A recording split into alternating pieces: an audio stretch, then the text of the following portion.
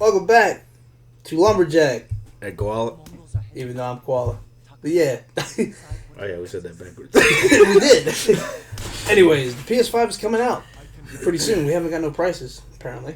And it's getting really aggravating. Yeah. If you haven't registered for the PS5, lately Sony has sent out emails saying that get ready for the PS5. So has Best Buy. If you go on an app, you can register for it right now. If you're really interested in getting one, then this is your time to put yourself on the registry list.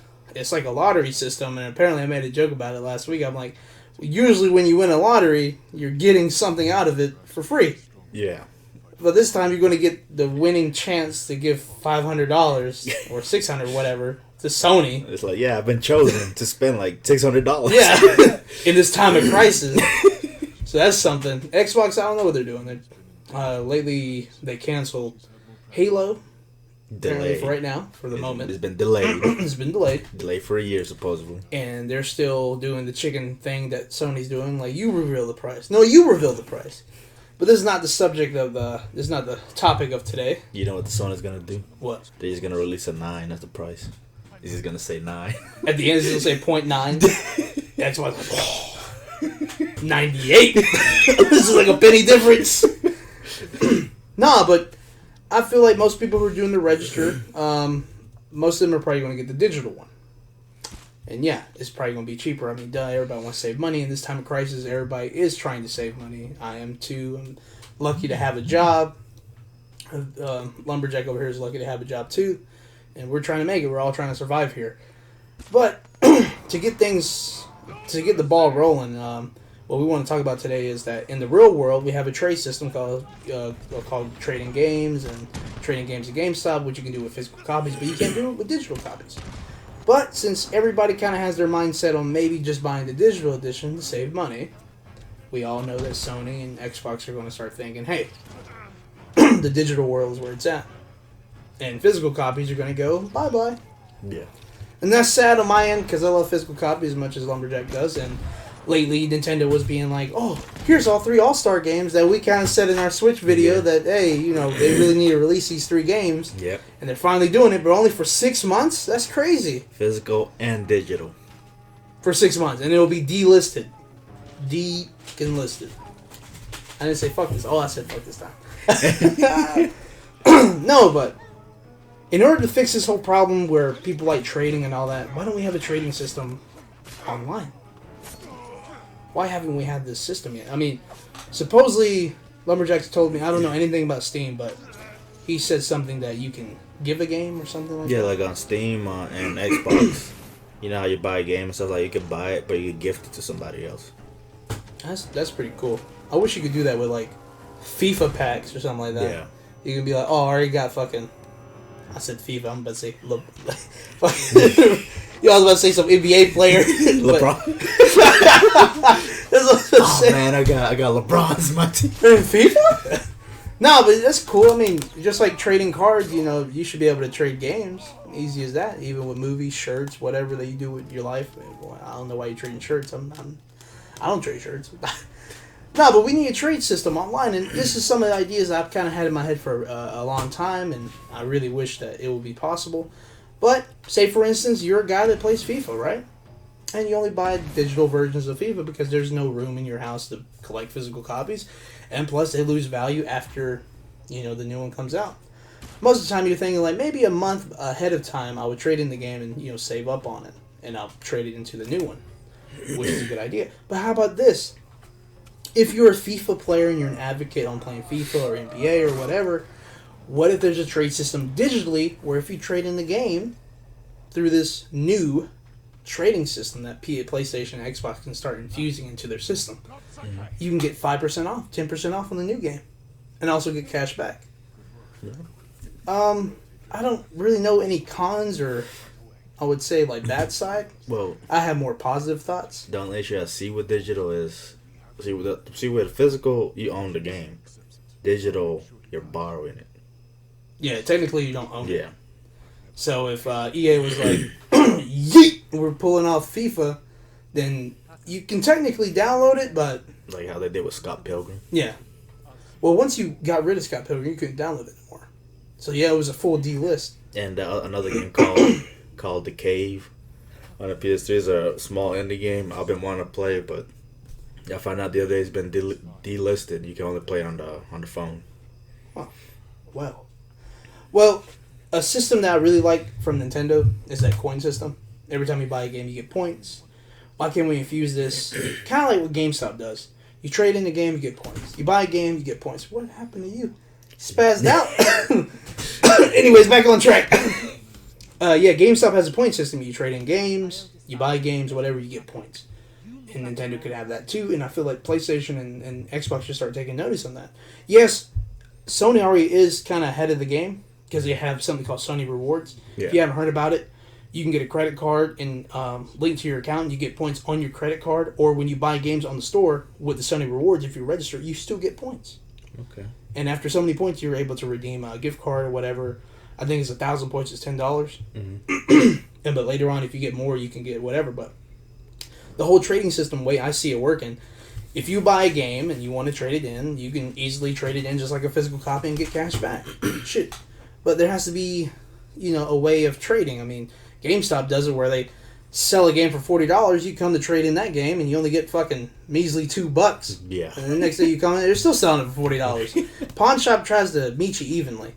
If jewelry goes for $300, they try to at least give you almost almost 150, maybe 140, 120. They try to meet you, in that halfway point. Yeah. Which is nice, and that's how I feel the digital world should be. Because if there's no physical cases, there's no books, there's no paper, there's no disc. So I feel like games should decrease in value just a little bit. Yeah. A game should not be $70 if it's just digital. But the only reason why we do it is because, retailers sell them for that price. Yeah. And if a digital store is going to not sell them for that price, then retailers are not going to sell those games. No, but that's one thing I started questioning about GameStop. GameStop's a gaming store. You think they would have better deals, but now that I go to Walmart every day, they sell games cheaper. Yeah, Walmart has a better deal.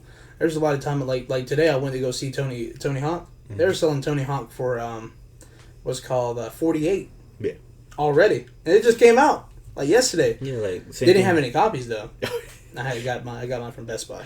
But the same thing with UFC 4. See, GameStop every other store they're selling it for $59.99 with taxes $65. Yeah. Walmart selling it for $50. Which is $10 off. Yeah. Without any membership or anything like Best Buy used to do with their Gamers Club. But yeah, a trading system would be nice. I mean, and the way I would see it is a loyalty trade. If you're an Ubisoft player and you play Far Cry, right? Yeah. And the new Far Cry is coming out with Far Cry 6. Well, I want to trade Far Cry 5. I already platinumed it. I already got all the trophies. I already beat it. There's no more sentimental value with me in this game. Let me trade it in. And Ubisoft was like, oh, well, you're a loyalty player that plays every single one of these entries. We're going to let you trade in the game. We'll give you such and such value of that money. And we'll give you a 15% off voucher code that you can use towards your pre-order. Wouldn't that sound nice? That's a win-win. Yeah. And when I say win-win is that you got a good deal. They got their game back. Technically, you bought it. And you got it, right? It's permission to play, but they can't just yeet it off of you unless you're going to take it off everybody, right? I say yeet it. But, they're getting their game back. And you're probably thinking, like, well, it still doesn't matter. It was just a digital form. Well, later on in life, maybe when you're done with Far Cry 6, you're like, wow, they had a lot of good references for Far Cry 5. I want to play Far Cry 5. You get back in the store and you have Plus, and lucky enough, they're selling it for $9. And you somehow got $15 from it. Yeah. I didn't see no losing there. Yeah. And you get points every time. And this huge ecosystem of points and how much points you get for games and all that all turn into gift cards, and you can use that for more games. That's what I want. Just a good ecosystem. Yeah. For trading games and buying games. And I feel like that'll be the benefit for everybody. I mean, do you see anything bad with that? One thing I do want to see, because you know how Steam also has if you want to refund a game, they keep track of your hours. And that's what things like, let's say you buy a game and you never play it, like you have 0 hours in it. Yeah. I wish you could just refund it because you're like, I'm not going to play this. That's true. Sony doesn't do that. Yeah, if you buy a game, you're stuck with it. You're stuck with it. You call them with your problems, like, I bought the wrong game. They're like, oh, that's cool, bro. And they just leave you in your DMs, K. They just put K. That's only happened to me once. And that's why I removed my credit card from the PlayStation Store. I was looking at this random game. It's like I don't even know what it's called, but it's like some chicks in it. Like she has like samurai sword or something. And I was like, oh, this looks cool. I want to get another game. I did not even realize I accidentally added that game to my download list. And when I bought the game, it was down. I was like, I didn't buy that game, but I somehow added it to my cart. What the hell? Okay. One thing I did put, I just got to my mind though. I would say, what if EA and all them they decide to be like, oh, okay, trading system, that sounds fine. We'll work with Sony, we'll work with Xbox to do this a lot better. They'd probably start doing exclusive shit like, oh, if you're on PlayStation, you get 20% off. Yeah. Something like that. Sony started doing that. I can see how they could take power. Shoot, I can see how they could take power on like, you trade in a game that comes with DLC, right? Well, technically, you bought the DLC. You're trading in the game. What if they take out the DLC? Yeah. And then if you want to go buy it again, they're like, oh, you're not getting your DLC. Oh, okay. You get it? Yeah, you get it. I can see how the power can kind of go up and down on their part. They'd be like, oh, if you want to trade in the game for $15. You lose all your DLC. Yeah, and you're like, but what if I'm trading in the base game? That's still $15. Yeah. You just lose the whole game for $15. That'd be kind of a... Yeah, I just thought of that. I was like, holy crap, that could be a bad thing. Yeah. No, but we're coming in a world where it's almost digital age. It's, I mean...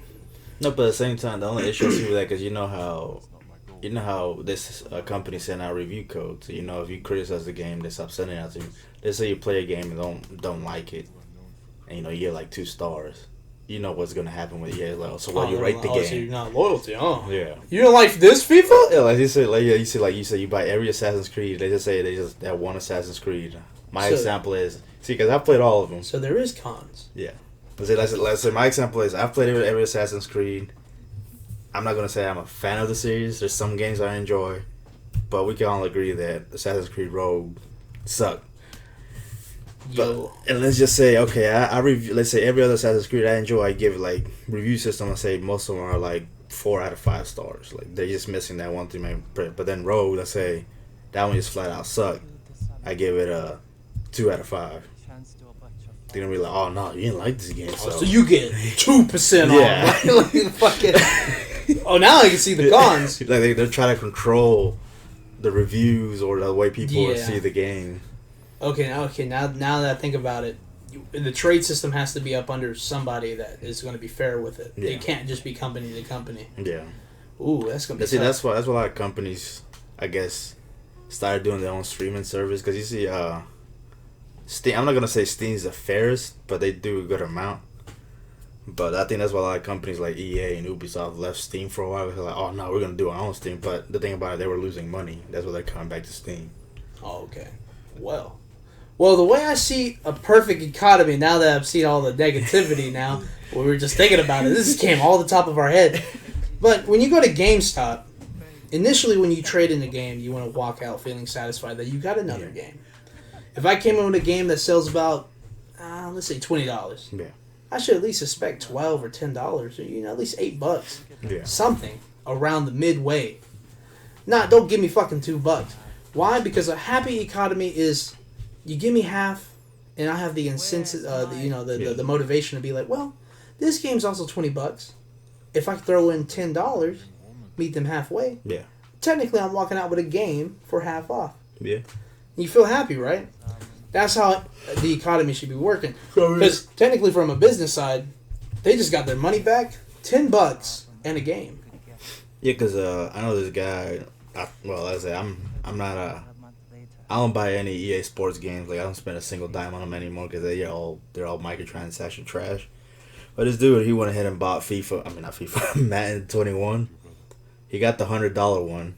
Jesus. But he only spent what? Yeah, he only spent $20 on it because he traded in games and he had points against stuff. He walked in with like 40 games to walk out with one game. No, he said he traded in 3 games. 3 games. And he said he used some of his points on GameStop. Jesus. And then he said he walked out paying $20 like for a $100 game. He only paid like $20 for it. Let me put another thing in the happy economy. It should feel great to trade in a game that's similar value to another one, to trade in a game for a game for just a couple of bucks more. So that's why I see that's like I know a lot of people like hate on GameStop, but he benefited from the system GameStop has. Shoot, I think one of the saddest moments you told me when you told me you traded in Pokemon Yellow. my god, this guy's a big fan of Pokemon Yellow and any of the GBA color games. He did not like Eddie.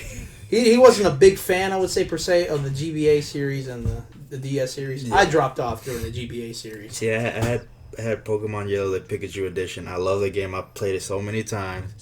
And then one day I was like, you know what? I'm gonna sell this. Like, I don't know why. I regret that decision because I love the game now. It's impossible to get it. Well, I sold it. They gave me like $6. Go back next month, $34.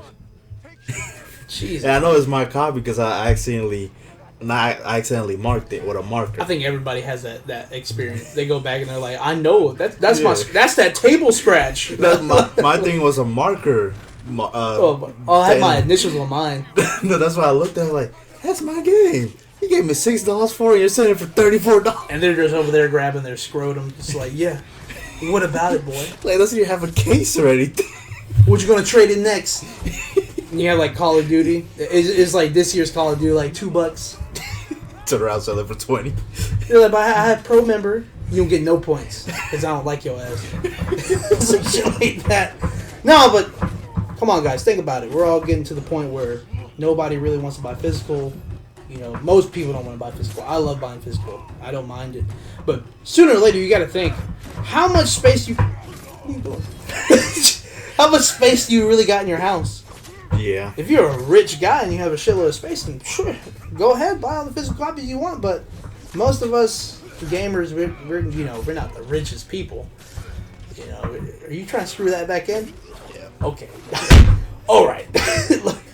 No, but yeah. We're not wealthy people. We're just average people that love games and we want to enjoy them as much as the other person right next to us. But sometimes we don't have the space for them. And I understand why people do digital stuff. Shoot, my whole Voodoo library is just straight digital. I mean, I don't even really buy any Blu-rays unless I really like the movie or 4K. Yeah. I'm a big steelbook advocate. The only thing that I really buy Blu-rays now are horror movies. As you can see, my collection right there. Yeah, freaking bragging around. But yeah, think about it, guys. We're coming down to the PS5 and Xbox Series X. We're in the middle of a crisis when it comes to coronavirus. And LumberJACK doesn't know how to screw in his drawer handle. But we need a new trade system because I don't feel like spending $60 on a sports game every year, and I don't feel like spending $60 or $70 now. $70 for a cross-gen bundle Call of Duty. I still think is absurd. I feel like cross-gen should just be free from the start, you know. Yeah. Why do I have to pay $10 more for it over? It's only Call of Duty. Every other, and it's been done before. Yeah, like that's why I'm confused. Like every other game is just like, oh, you get a free upgrade. Call of Duty's like, nah, that's $10. What is this, online pass? Yeah, we're going back to this again. Nah, but yeah, think about it, guys. Whoever's watching, whoever's listening, you know, we're trying to make videos that are helping y'all. I know that sometimes it seems like we're being biased towards the Xbox, but despite all that bias that we have on Xbox and Nintendo, I know we're Sony fanboys at times. Yeah. We want y'all to understand that we care about the gaming community, and we feel like the corruption of this community is getting worse. It's not just the game companies either. Oh yeah. The gamers can be like that too. You sit there and talk about like, I ain't buying the next Call of Duty something, and as soon as it comes out, who's the one buying it? Well, I think they should make so much money. You're sitting over there in the corner just fiddling with your thumbs. I maybe dabbled $60. See, because I've only been guilty of that twice. At one time, I don't regret it. I was guilty when Black Ops 4 came out because I was like, I ain't getting that. I bought it. Played it like once. There again. Then Modern Warfare. This time, when Modern Warfare said, I'm going to get that game, I bought it. I don't regret it. It's a good game. Anyways, save money. Make sure you can get the PS5. You can't, please wait. Act like an adult. Make sure your bills are paid before you get it. Yeah. I know people are complaining about the PS5 coming out too early in this time of crisis. If you can't afford it, you can't afford it. If you can get it, you can get it. That's cool. And I don't want to hear if you own an iPhone. I know. I know these people over here are like, oh, man, I'm going to afford a PS5. And they're sitting there, have a freaking iPhone in their hand. And you're just like, okay. I got a fucking Moto. It's cheap. But, yeah, guys, think about it. Be patient. Be calm. Be cool. Games are everywhere. Catch up with your library. Catch up with your back catalog that you have in your room, you know? Because that's what I do for any Ubisoft game now. I never buy day one. I wait a year. Oh, because they always have that bundle thing. Yeah, because every Assassin's Creed that I've bought it for $20 now. Yeah. It has all DLC. It even gives you some extra coin. Shoot, that's kind of what I thought about Tony Hawk Pro Skater 1 and 2, but in this time of crisis, yeah. Shoot, you're just like, is it going to be available? I don't know. No, with Ubisoft games, I know it's gonna be. They're always gonna be available because they see. That's the thing about Ubisoft. They go for the generic, the main market. So there's always gonna be plenty of copies. So that's always where I see. Like for example, everybody's excited for. Well, I'm not anymore because of Ghost of Tsushima. Ghost of Tsushima pretty much killed Assassin's Creed for me. I want to start something. Basically, what I'm trying to say is, even though physical age is going away, don't be sad. If you like trading, here's a thought from us. Yeah. And every now and then, we're always going to have thoughts. So, take it with a grain of salt. See ya.